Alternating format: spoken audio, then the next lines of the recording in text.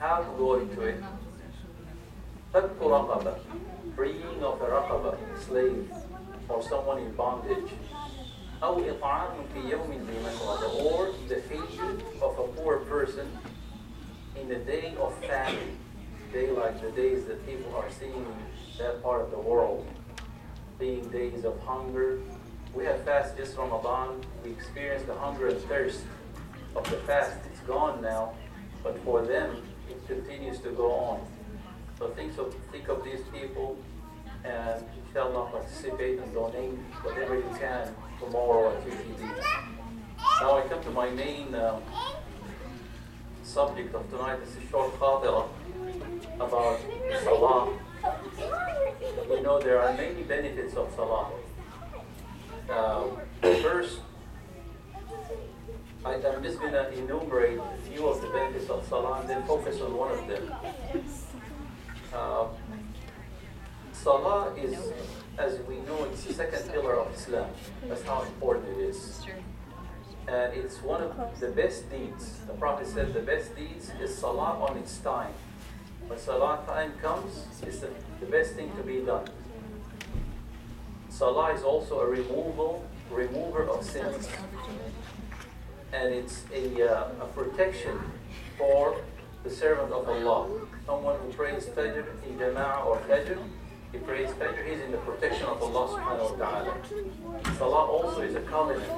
One who keeps those 5 daily prayers, Allah subhanahu wa ta'ala, and he does not belittle them, he does not look down on them, does not neglect them. He makes his prayers, Allah subhanahu wa ta'ala will give him bara'an min al-nar, will give him freedom from hellfire. And it's the first deed that a slave of Allah will be held accountable for in the day of judgment. And the Prophet also describes Salah as nur, as light. And also it's aman, or a certificate of freedom from shirk and nifaq, from associating or worshipping other than Allah, and also from hypocrisy. One who maintains his Salah have this certification that he is free from hypocrisy and shirk. There is an ayah in the Quran which Allah subhanahu wa ta'ala, which I try to just focus a little bit on that one. Allah said, إِنَّ الصَّلَاةَ تَنْهَى عَنِ الْفَحْشَاءِ وَالْمُنْكَرِ. Indeed, the prayer forbids from fahsha, from lewdness acts, bad acts, wal-munkar, things that are not recognized, things that are sinful. So how does the prayer forbids from al-fahsha and al-munkar? So there are different, tafsir for this one. I read in Tafsir al-Razi about them.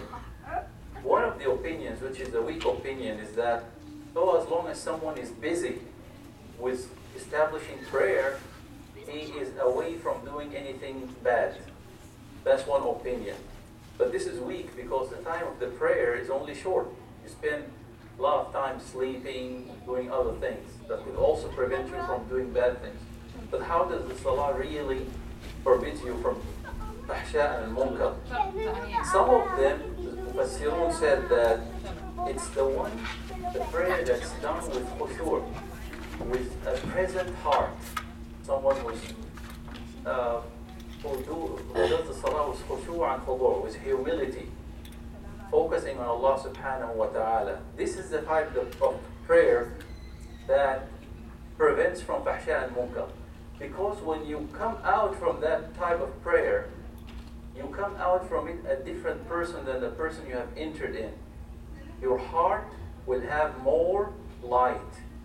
Allah brings more light, it brings more faith, and it brings more closeness to Allah subhanahu wa ta'ala. And by these elements, this is how it prevents from fahsha and munkar. And then there is a hadith of the Prophet sallallahu alayhi wa sallam. He said, مَنْ لَمْ تَنْهَهُ صَلَاتُهُ عَنِ الْمَعَاصِي لَمْ يَزْدَدْ بِهَا إِلَّا بُعْدًا. A person whom his salah does not prevent him from evil, he will not increase with that salah except further and farther away from Allah. So these are some of the ta'weel of this verse. How does the salah prevent us from fahsha? Another interpretation, it's actually an analogy here. It's a story. This is from Al-Razi. He's giving this story of a man. Say there is this man. He became very close to the king. This king is a really nice, generous king. And he's been nice to this person. And the person is close to the king. He's always serving this king. Now, if that person sees another servant or a subject of that king, that subject of the king, the king has actually, the king has put him away. The king hates that person. And the news has not come to that king, to that person. And no matter what news comes to him, he just doesn't come back.